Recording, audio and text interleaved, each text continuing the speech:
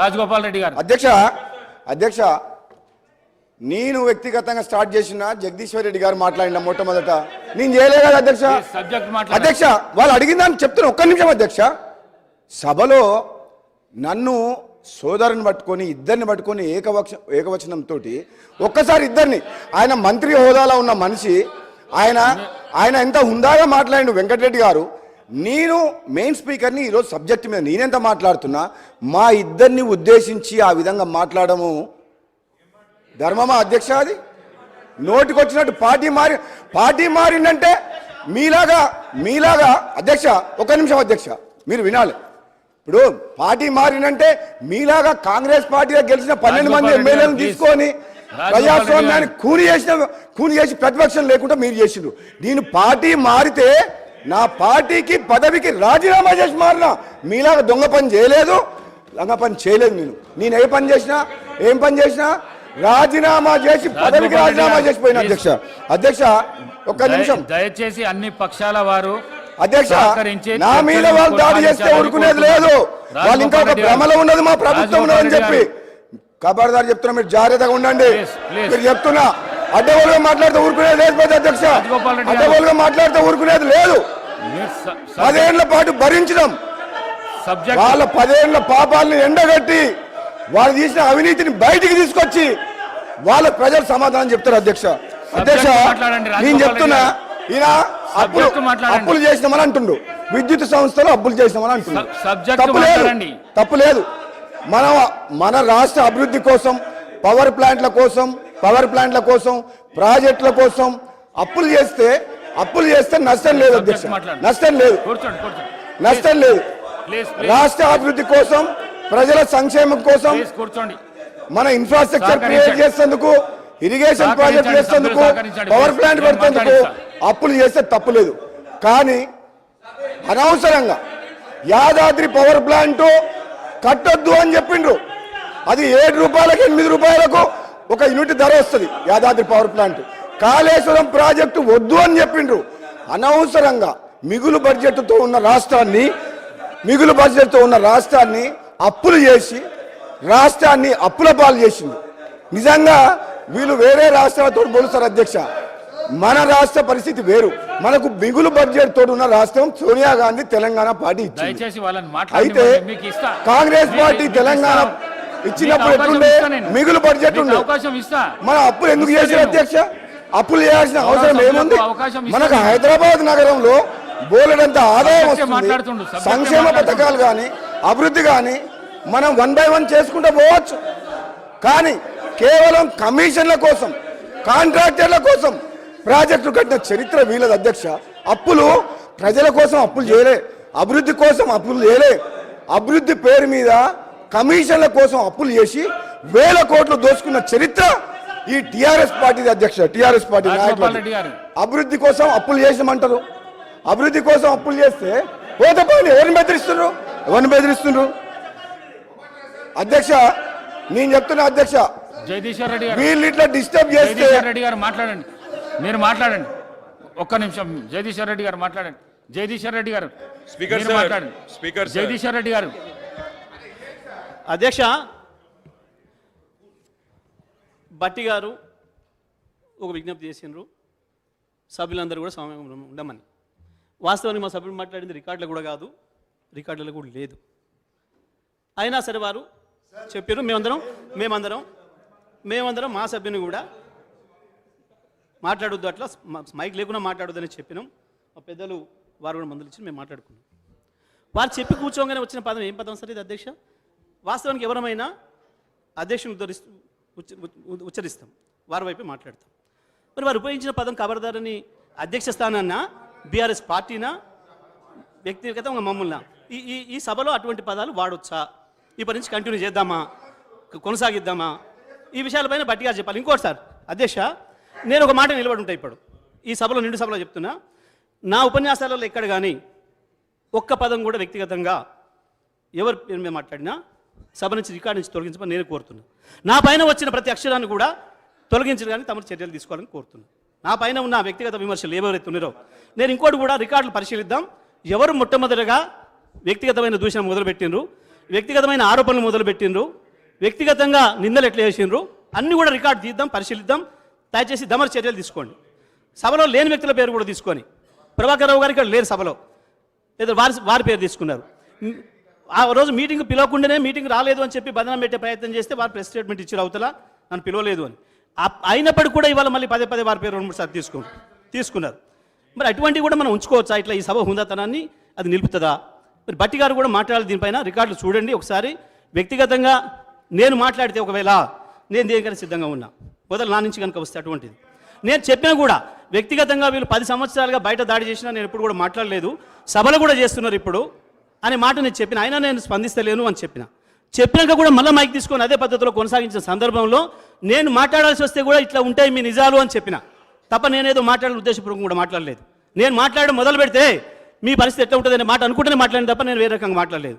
కాబట్టి దయచేసి నేను మిమ్మల్ని సభాధిపతిగా మిమ్మల్ని కోరుతున్న అధ్యక్ష, వ్యక్తిగతంగా నా మీద చేసిన ఆరోపణలను కానీ నేను వ్యక్తిగతంగా ఎవరు పేరు తీసుకుని మాట్లాడితే అవి తొలగించాలి, రికార్డు పరిశీలించి తొలగించాలని చెప్పి మిమ్మల్ని కోరుతున్న అధ్యక్ష.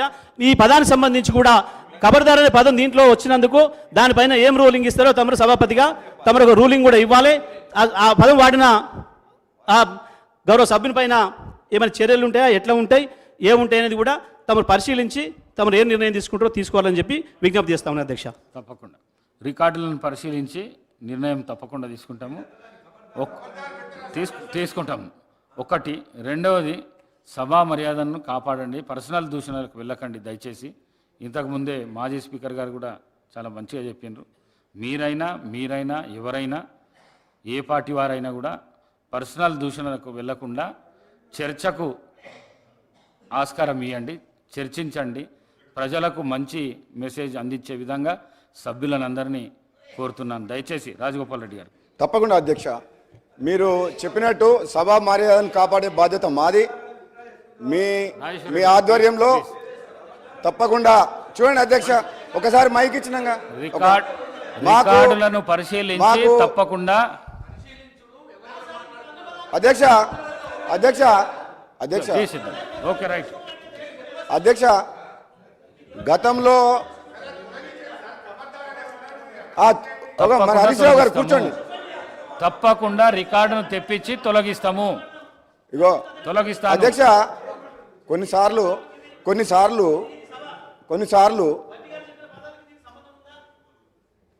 సార్ అధ్యక్ష, జగదీశ్వర్ రెడ్డి గారికి సరే వారికి మళ్ళీ సమయం ఇచ్చారు, వారు మాట్లాడారు, చెప్పాల్సిందంతా చెప్పారు. చెప్పిన తర్వాత మీరు రూలింగ్ కూడా చెప్పారు. తప్పనిసరిగా రికార్డులు చూసి పరిశీలన చేసి తప్పనిసరిగా తగు నిర్ణయం చేస్తానని చెప్పటమే కాకుండా సభలో సభ్యులందరూ వినండి రాజేశ్వర రెడ్డి గారు, సభలో సభ్యులందరూ కూడా సభా మర్యాదలు పాటిస్తూ సభ నడుపుకుందామని కూడా వారు స్పష్టంగా చెప్పారు. అట్లాగే మాజీ సభాపతి గారు కూడా చెప్పిన సంగతి కూడా వారు చెప్పారు. దయచేసి సభా మర్యాదలతో నడిపించాల్సిందిగా విజ్ఞప్తి చేస్తున్న తర్వాత వారు పరిశీలన చేసి వారు చేయాల్సిందంతా చెప్పారు. మళ్ళీ ఒక్క నిమిషం, ఇంకా సభాపతి గారిని మీరు మరీ ఒత్తిడి చేసి డైరెక్ట్ చేసి గైడ్ చేసి ఆయన ఇదే చెప్పాలని అంటూ కూడా కరెక్ట్ కాదు. వారు ఆల్రెడీ చెప్పారు. దయచేసి సభ నడవండి. Thank you.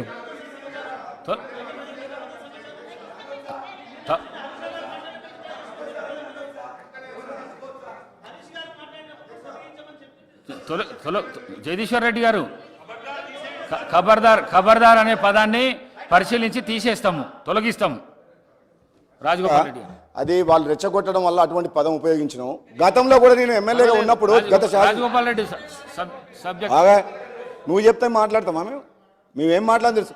గతంలో కూడా నేను శాసనసభ్యులే ఉన్నప్పుడు దయాకర్ రావు గారు మంత్రిగా ఉండి ఉరికిచ్చి కొడతా అన్నాడు అధ్యక్ష. నన్ను అందరూ ఉరికిచ్చి కొడతా అన్నాడు నన్ను శాసనసభ్యుని పట్టుకొని. అప్పుడు ఎక్కడ పోయింది మీ తెలివితేటలు? అప్పుడు ఎక్కడ పోయినా మీ మాటలు? రాజగోపాల్ రెడ్డి గారు అధ్యక్ష, అది వాళ్ళు ఆ పదం రావడానికి కారణము మేము వాస్తవాలు మాట్లాడుతుంటే జీర్ణించుకోలేక ఇష్టం వచ్చినట్టు మా మీద వ్యక్తిగతంగా దూషణ చేసినప్పుడు మరి అటువంటి పదాలు వాడవలసి వస్తుంది. మరి మీరు కొంచెం కంట్రోల్లో మిమ్మల్ని మీరు అధ్యక్ష, నేను ఏమంటాను మీ ద్వారా ప్రతిపక్ష సభ్యులకు ఏం సూచన చేస్తున్నా అంటే విన్నవిస్తున్నా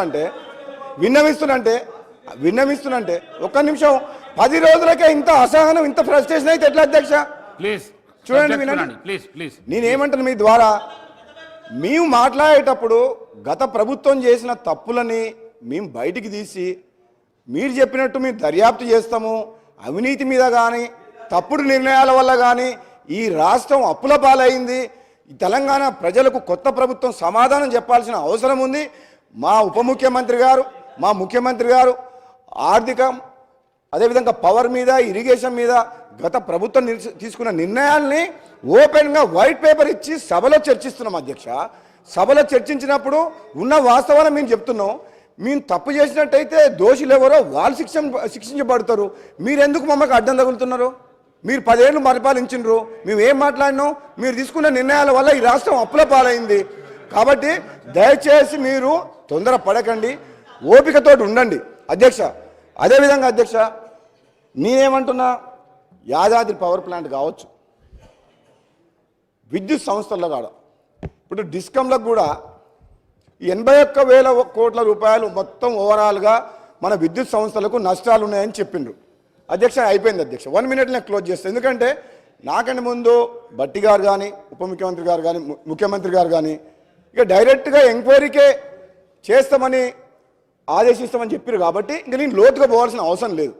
కాకపోతే అధ్యక్ష, 81,000 కోట్లు కాదు, ఈ డిస్ట్రిబ్యూషన్ కంపెనీస్ కూడా అన్అఫీషియల్గా 35,000 కోట్ల రూపాయలు ఈ ప్రభుత్వం బాకీ ఉంది. 24 గంటల కరెంటు ఇవ్వాలని, రైతులకు ఇవ్వమని మేము కూడా కోరుకున్నాం. ఆ 24 గంటల కరెంటు ఇచ్చే విషయము ఎక్కడ కూడా అఫీషియల్గా ఫుల్ బోర్డులో పర్మిషన్ తీసుకోలేదు, అప్రూవ్ చేయలేదు. గవర్నమెంట్ కూడా ఇటువంటి జియో ఇవ్వకపోవడం వల్ల ఆ డిస్ట్రిబ్యూషన్ కంపెనీస్ కరెంటు సప్లై చేసినా సరే వాళ్ళ నష్టాలను లెక్కలు తీసుకోలేదు ఇప్పటి వరకు. ఆ నష్టాలను కూడా లెక్కలకు తీసుకుంటే రెండు డిస్ట్రిబ్యూషన్ కంపెనీలు, నార్త్ అండ్ సదర్న్ డిస్ట్రిబ్యూషన్ కంపెనీస్కు 35,000 కోట్ల రూపాయలు, ఈ 81,000 కోట్ల నష్టానికి అదనంగా 1,16,000 కోట్ల రూపాయలు అవుతాయి అధ్యక్ష. ఇది ఆన్ రికార్డ్ చెప్తున్న అధ్యక్ష, నేను స్టడీ చేసి చెప్పిన. గతంలో కూడా నేను చెప్పిన, శాసనసభ్యునిగా ఉన్నప్పుడు మీరు అనవసరంగా తక్కువ రేటుకు మార్కెట్లో పవర్ దొరుకుతుంది, మనకు సిక్కు యూనిట్లు ఎన్సీఎల్టీకి పోయిన పవర్ ప్లాంట్స్ ఎక్కడ ఉన్నాయి, తక్కువ రేటుకి ఎన్సీఎల్టీ పోయి మన తెలంగాణ గవర్నమెంట్ పార్టిసిపేట్ చేసుకుని ఆ పవర్ ప్లాంట్ తీసుకొని వేరే రాష్ట్రాల్లో కూడా పవర్ ప్రొడ్యూస్ చేసినా సరే పవర్ గ్రిడ్ ద్వారా మనం తెచ్చుకోవచ్చు. యాదాద్రి పవర్ ప్లాంట్ అనేది 250 కిలోమీటర్ల నుంచి బొగ్గు తీసుకొని పోయి మిర్యాలగూడలో పెట్టి ఆ ప్రాంతం పొల్యూషన్ చేసి ఆ ట్రాన్స్పోర్టేషన్ ఛార్జెస్ వేస్ట్. జనరల్గా పవర్ ప్లాంట్స్ అనేది పిట్ హెడ్ మీద, అంటే ఎక్కడైతే బొగ్గు గనుందో, బొగ్గు బాగుందో దాని పక్కన పెట్టాలి. ఇది ఎంత అవగాహన అనాలోచితంగా తీసుకున్న నిర్ణయం అంటే, మిర్యాలగూడలో 4,000 మెగావాట్ల పవర్ ప్లాంట్ బొగ్గుకు 250 కిలోమీటర్ల దూరం తీసుకురావడం అనేది తప్పు నిర్ణయం. దానివల్ల 1,000 కోట్ల రూపాయలు మన ప్రభుత్వానికి, మన ప్రజల సొమ్ము వేస్ట్ అయిపోయింది అధ్యక్ష. ఇటువంటి నిర్ణయాలు తీసుకున్నప్పుడు ఈ పవర్ మినిస్టర్ జగదీశ్వర్ రెడ్డి గారు, ఇంకోరన్నా అధికారులు కానీ చర్చించి, విశ్లేషణ చేసి, డిబేట్ చేసి, డిస్కస్ చేసి ఉంటే ఈ తప్పిదాలు కాకపోయేది. ఆనాడు ముఖ్యమంత్రికి ఎదురు చెప్పే, సమాధానం చెప్పే మనుషులో లేరు, అధికారులు భయపడేవాళ్ళు, ఎమ్మెల్యేలు మంత్రులు ఆయన దగ్గర పోయేవాళ్ళు కాదు. ఇటువంటి ఒక నియంత పరిపాలన టైపు ఆ 10 ఏళ్ల పాటు ఉన్న నిర్ణయాల వల్ల, ఆ నిర్ణయాల వల్ల ఈరోజు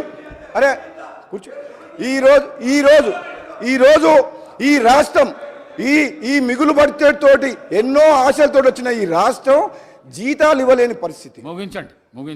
ఈ పరిస్థితి కారణం ఎవరు అధ్యక్ష? వీళ్ళు కాకపోతే ఇప్పుడు కనీసం మాకు మంచి సలహాలు సూచనలు ఏమంటే చేసిన తప్పులు సరిదిద్దుకొని, ముఖ్యమంత్రి గారు చెప్పారు క్షమాపణ చెప్పినా కానీ వదిలేస్తామని చెప్పిండ్రు, అది బానేసి ఎదురుదారికి తిరగడమైంది, చాలా తప్పు. మళ్ళా సోదరులందరికీ కూడా చెప్తున్నా, ఇప్పుడు 10 ఏళ్ల పాటు కొన్ని తప్పులు జరిగినాయి. మన ఆశలు, తెలంగాణ ప్రజల యొక్క కోరికలు, విద్య కానీ, వైద్యం కానీ, ఇండ్లు కానీ ఏం నెరవేరలేదు. ఈ కాంగ్రెస్ ప్రభుత్వం పేదల ప్రభుత్వం, పేదల రాజ్యం వచ్చింది కాబట్టి మీరు సహకరించండి. మేము ఇచ్చిన హామీలన్నీ నెరవేరుస్తాం. ఆర్థిక సంక్షోభంలో ఉన్న తెలంగాణ రాష్ట్రాన్ని గాడిలో పెట్టే బాధ్యత కాంగ్రెస్ పార్టీ తీసుకుంటుంది. అదేవిధంగా మేము 24 గంటల ఉచిత కరెంటు కూడా 100% రైతులకు ఇవ్వడమే కాకుండా మా 6 గ్యారంటీ స్కీమ్లో ప్రతి పేద గృహానికి, పేదోళ్లకు 200 యూనిట్ల కరెంటు కూడా ఇస్తామని చెప్పినాం. తప్పకుండా అది కూడా ఇస్తామని చెప్పి తెలియజేస్తూ మీకు అవకాశం ఇచ్చినందుకు ధన్యవాదాలు అధ్యక్ష. Thank you.